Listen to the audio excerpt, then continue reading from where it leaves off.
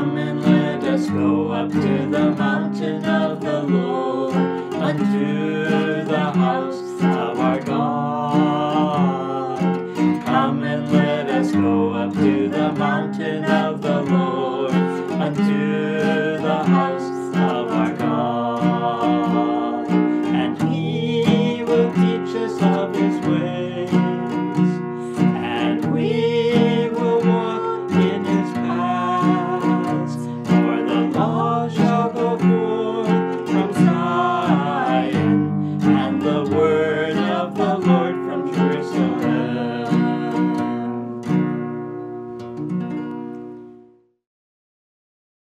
Hello.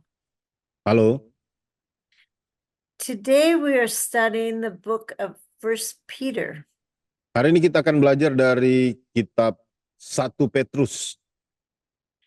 Peter was one of the 12 apostles of Jesus Christ. Petrus adalah salah satu dari 12 murid Yesus Kristus. So today we're going to discover a little bit of Peter's background, Jadi hari ini kita akan mempelajari sedikit dari latar belakang Petrus. who he was, Siapakah dia, what he was doing before he met Jesus, apa yang telah dilakukannya sebelum dia berjumpa dengan Yesus, and how he met Jesus, dan bagaimana dia berjumpa dengan Yesus, and how Jesus changed his life. dan bagaimana Yesus mengubahkan kehidupannya. And he not only changed his life, he gave him a new name. Dan bukan hanya hidupnya yang diubah, tapi namanya yang diberikan, nama yang baru. So I hope that you receives a blessing through this study. Jadi saya berharap saudara menerima berkat melalui pelajaran ini. Let us start by reading 1 Peter chapter 1, verse 1. Mari kita mulai dengan membaca 1 Petrus pasal 1 ayat 1. Firman Tuhan, dari Petrus, Rasul Yesus Kristus kepada orang-orang pendatang yang tersebar di Pontus, Galatia, Kapadokia, Asia Kecil, dan Bitinia. Peter's ministry ultimately was going to be to the strangers and the pilgrims of Asia. Saudara, pelayanan Petrus adalah dia diutus untuk orang-orang yang ada di Asia, yang tersebar di sana, orang-orang pendatang. It would be to the Jewish people. Khususnya kepada orang-orang Yahudi.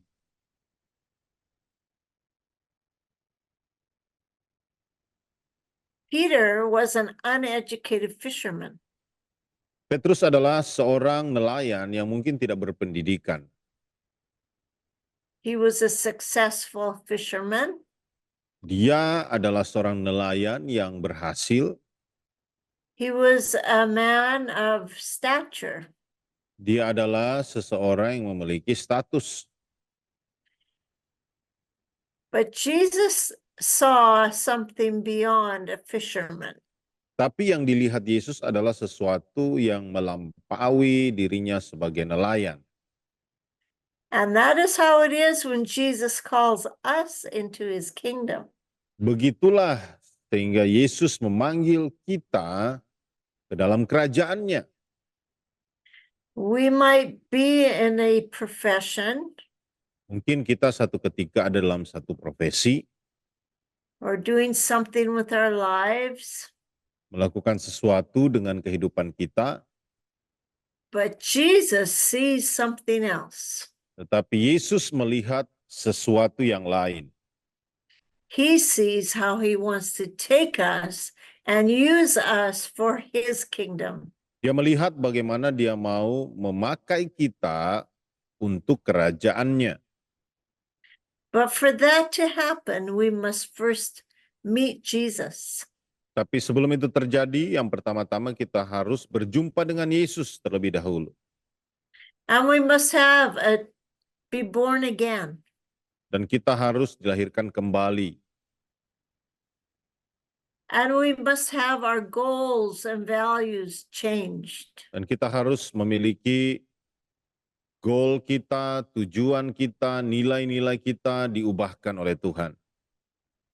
And our character changed. Demikian juga dengan karakter kita diubahkan oleh Tuhan. Let us read Matthew 4:18. Mari kita lihat dalam Matius pasal 4 ayatnya yang ke-18. 18, 19, and 20, sorry. Ayat 18 sampai 20, demikian firman Tuhan. Dan ketika Yesus sedang berjalan menyusur Danau Galilea, ia melihat dua orang bersaudara, yaitu Simon yang disebut Petrus dan Andreas saudaranya. Mereka sedang menebarkan jala di danau sebab mereka penjala ikan. Yesus berkata kepada mereka, "Mari ikutlah aku, dan kamu akan kujadikan penjala manusia." Lalu mereka pun segera meninggalkan jalannya dan mengikuti dia. I'm sure that they did not really understand what Jesus was talking about. Saya yakin mereka mungkin waktu itu tidak benar-benar memahami apa yang diucapkan oleh Tuhan Yesus. What? Leave all my fish? Apa? Meninggalkan ikan-ikanku, Leave my livelihood? meninggalkan pendapatan hidupku, And fish for men? dan menjala manusia. Yes, Jesus' words do not make sense to our brains. Ya, perkataan Yesus seringkali tidak masuk akal kita. But it takes faith. Tapi dibutuhkan iman. There was something about Jesus that they immediately, it says in verse 20, straightway left their nets and followed him. Ada sesuatu tentang Yesus sehingga mereka langsung meninggalkan jala mereka dan mengikuti dia. So what was it that made them follow Jesus? Jadi apa yang membuat mereka mengikuti Yesus? It was the power of the living God. Kuasa Allah yang hidup. Jesus chose men not on account of their education, but because he knew their hearts. Yesus memilih manusia bukan karena pendidikan, tapi karena Yesus tahu hati mereka. He knew what would be needed to begin the kingdom of his Father, the church on earth. Dia tahu apa yang dibutuhkan untuk memulai kerajaan Bapaknya, yaitu gerejanya di muka bumi. He chose 4 fishermen. Dia memilih 4 nelayan. These fishermen were strong, Nelayan ini begitu kuat, strong in body, kuat di dalam tubuhnya. but Jesus was going to make them strong in the spirit. Tapi Yesus membuat mereka kuat dalam roh. Man looks on the outward appearance, but God looks on the heart. Manusia melihat di penampilan luar, tapi yang dilihat Tuhan adalah hati. And Jesus knew what kind of men would be needed to be called the apostles or the foundation of the church of Jesus in the earth. Dan Yesus tahu orang seperti apa yang dibutuhkan, yang dipanggil sebagai rasul untuk meletakkan pondasi gereja di muka bumi. Let us read Ephesians 2, verse 20. Mari kita baca Efesus pasal 2 ayatnya yang ke-20. Firman Tuhan, yang dibangun di atas dasar para rasul dan para nabi dengan Kristus Yesus sebagai batu penjuru. I think we should read verse 19 as well, please. Ayat 19, demikianlah kamu bukan lagi orang asing dan pendatang, melainkan kawan sewarga dari orang-orang kudus dan anggota-anggota keluarga Allah yang dibangun di atas dasar para rasul dan para nabi dengan Kristus Yesus sebagai batu penjuru. In verse 19, it tells us that when we come to Christ, we're no more strangers and foreigners. Di sini Alkitab berkata bahwa ketika kita datang kepada Kristus, kita bukan lagi orang asing dan pendatang, but we are fellow citizens with the saints tapi kita kawan sewarga dari orang-orang kudus and of the household of God. dan anggota-anggota keluarga Allah. And that is why we can go anywhere on this earth and find family. Itulah sebabnya kita bisa kemanapun di dunia ini dan menemukan keluarga. Because if we're born again and washed in Jesus' blood, we can find his people everywhere. Sebab jika kita lahir baru dan dibasuh oleh darahnya, kita bisa berjumpa dengan umatnya kemanapun kita pergi. Okay, in verse 20, it says that the foundation of the church was the apostles. Ayat 20 dikatakan bahwa pondasi gereja adalah para rasul. Now, what is an apostle? Apa itu para rasul? In the Greek language, it is a delegate Dalam bahasa Yunaninya itu berarti delegasi or an ambassador of the gospel. atau ambasador atau duta dari Injil. A person who speaks the gospel, Seorang yang memperkatakan Injil. a commissioner of Christ, Orang-orang yang diberikan mandat oleh Kristus with miraculous power. dengan kuasa mujizat. But before Peter could become an apostle, he had to have that life-changing encounter with Jesus. Tapi sebelum Petrus menjadi rasul, dia harus mengalami kehidupan yang diubahkan oleh Yesus. One of the first things that happened was Peter's name was changed. Salah satu hal yang terjadi adalah nama Petrus diubah.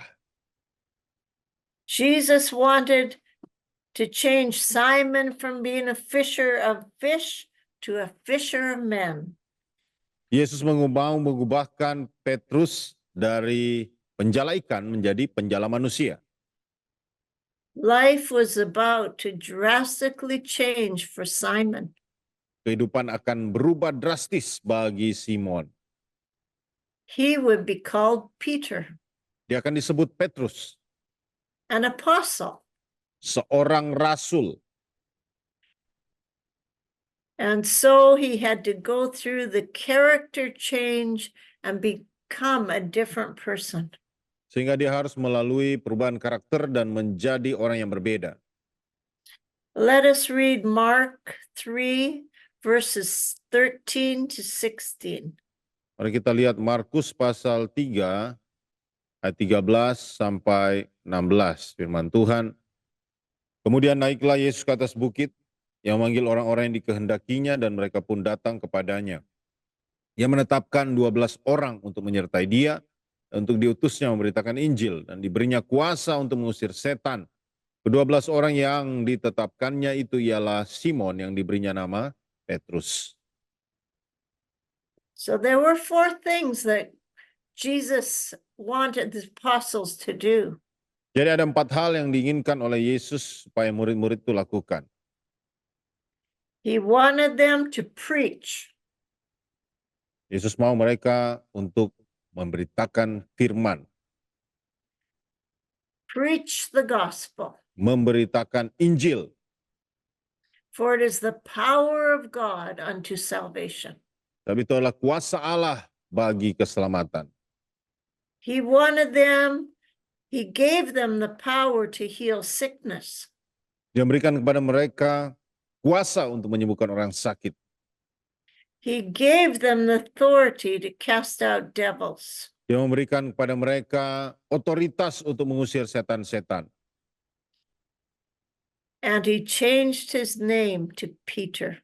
Dan dia mengubah nama mereka menjadi Petrus. Namanya menjadi Petrus. Petrus, or a stone or a rock. Petrus yang berarti batu karang. Peter encountered Jesus as God. Petrus berjumpa dengan Yesus sebagai Allah. We read about this miracle in Luke 5:4. Kita baca mujizat ini terjadi dalam Lukas pasal 5 ayat 4. Setelah selesai berbicara, ia berkata kepada Simon, "Bertolaklah ke tempat yang dalam dan tebarkanlah jalamu untuk menangkap ikan." Verse 6. Ayat 6, dan setelah mereka melakukannya, mereka menangkap sejumlah besar ikan sehingga jala mereka mulai koyak.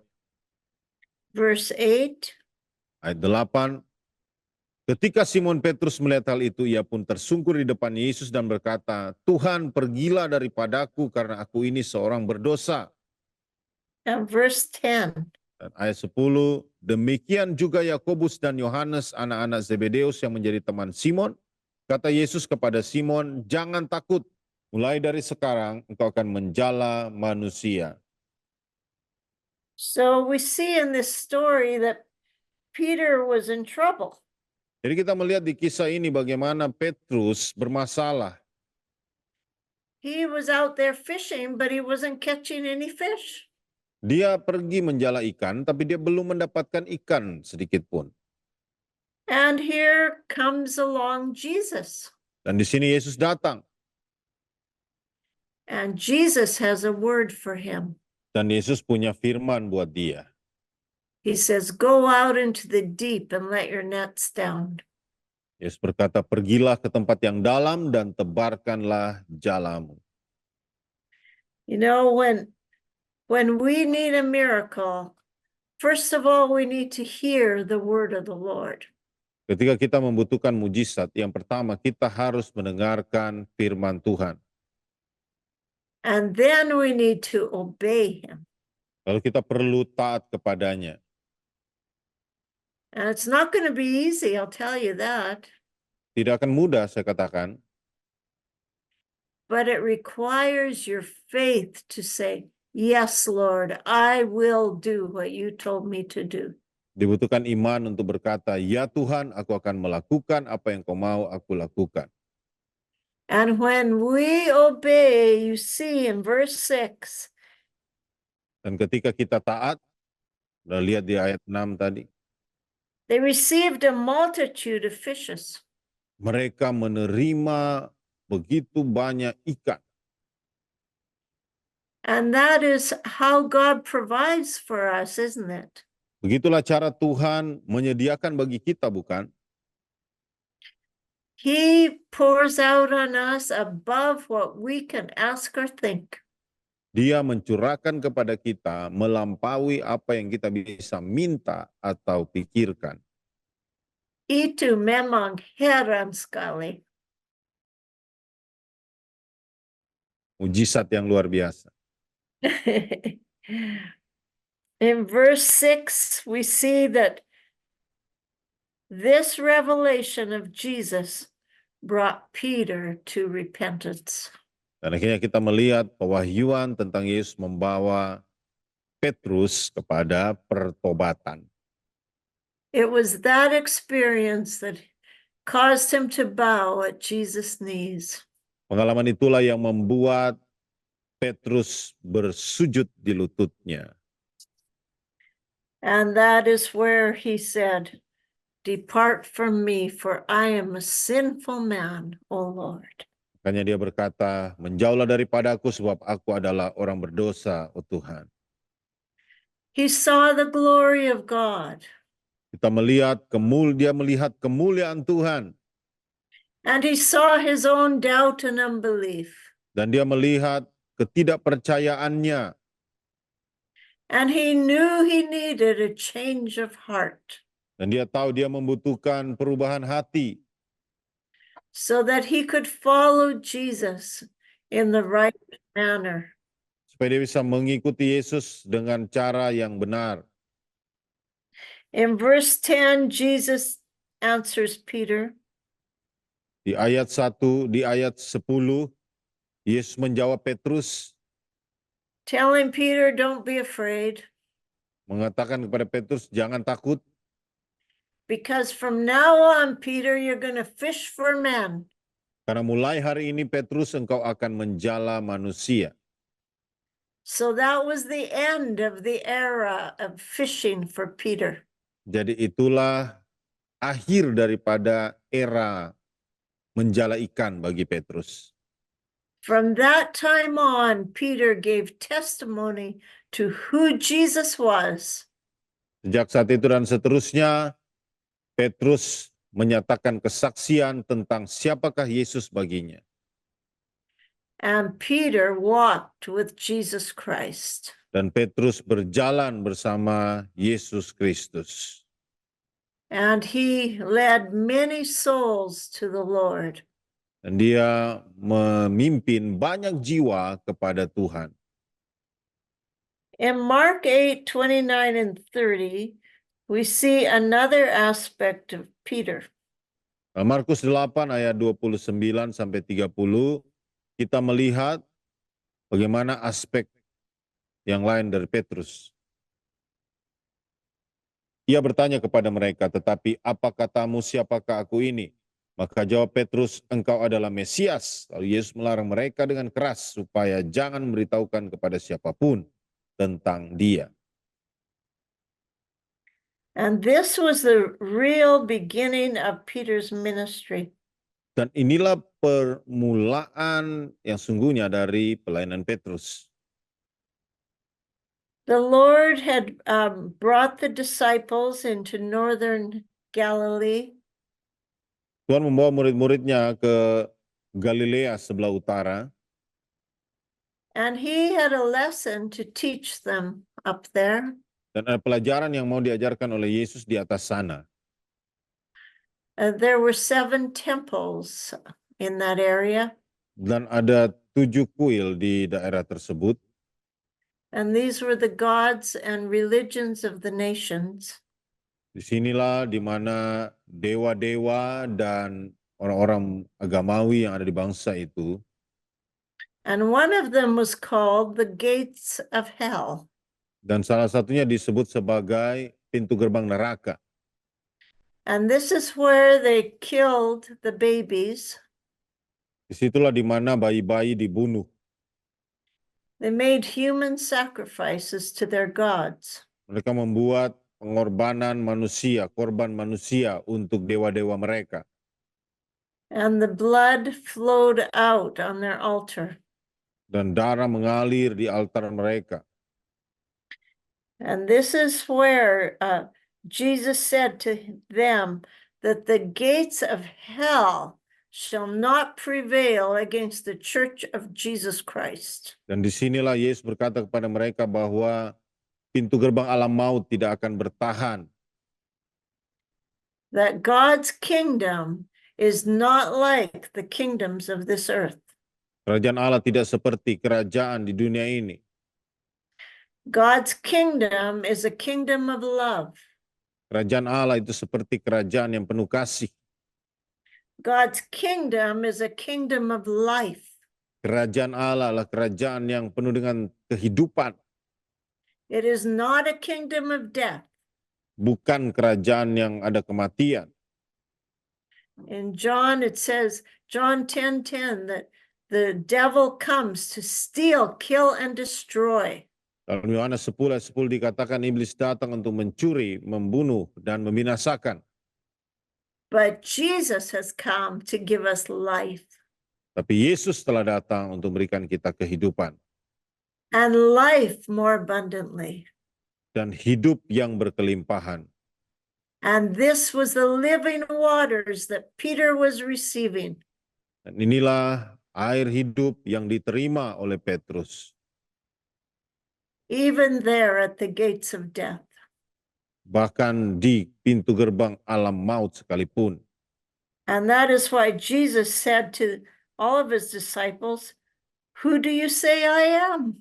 Setelah suami Yesus berkata kepada murid-muridnya, menurut kamu siapakah aku? And it was Peter that had the revelation that Jesus was the Christ. Dan Petruslah yang mengalami pewahyuan bahwa Yesus adalah Mesias. He was the Messiah. Dialah Kristus Sang Mesias. He was the promised one to Israel. Dialah yang dijanjikan oleh Israel. And it's interesting that the Lord told him to not tell any person about that. Dan sangat menarik di mana Tuhan memberitahukan jangan beritahu kepada orang lain tentang hal itu. But Peter had to know for himself. Tapi Petrus harus tahu dalam dirinya sendiri. He had to know that the Christ had come Dia harus tahu bahwa Kristus telah datang. and that he was anointed and ordained to be an apostle to carry that gospel message. Dan dia telah diurapi dan dilantik untuk membawa pesan Injil tersebut To the pilgrims and the strangers of Asia. sampai kepada tempat-tempat yang jauh, kepada para pendatang yang ada di Asia. So that is our introduction to Peter. Itulah perkenalan kita tentang Petrus. And I hope that you have met Jesus as Peter did. Dan saya harap saudara juga berjumpa dengan Yesus sebagaimana Petrus alami. And that you realize that he is the Christ, Dan engkau menyadari bahwa dialah Kristus, the Son of the living God. anak Allah yang hidup. He is the only one worth living for Dialah yang pantas untuk kita hidupi. because he gave his life for you and me. Sebab dia telah memberikan kehidupannya bagi saudara dan saya. And we can be sure he will never betray us. Dan kita bisa pastikan dia tidak akan pernah mengkhianati kita. He is a loving, wonderful God. Dia Allah yang sangat mengasihi kita. I encourage you to give your life wholeheartedly to him. Saya mendorong saudara untuk berikanlah hidupmu secara sepenuhnya kepadanya. And give what you have to Jesus. Dan berikanlah apa yang engkau miliki kepada Yesus. You will not be sorry Engkau tidak akan pernah menyesal. because he gives us life and life abundantly. Sebab dia telah memberikan kepada kita kehidupan dan kehidupan yang berkelimpahan. May the Lord bless you today. Kiranya Tuhan memberkati hidupmu hari ini. Amen. Amin, amin, amin. Come and let us go up to the mountain of the Lord, unto the house of our God. Come and let us go up to the mountain of the Lord.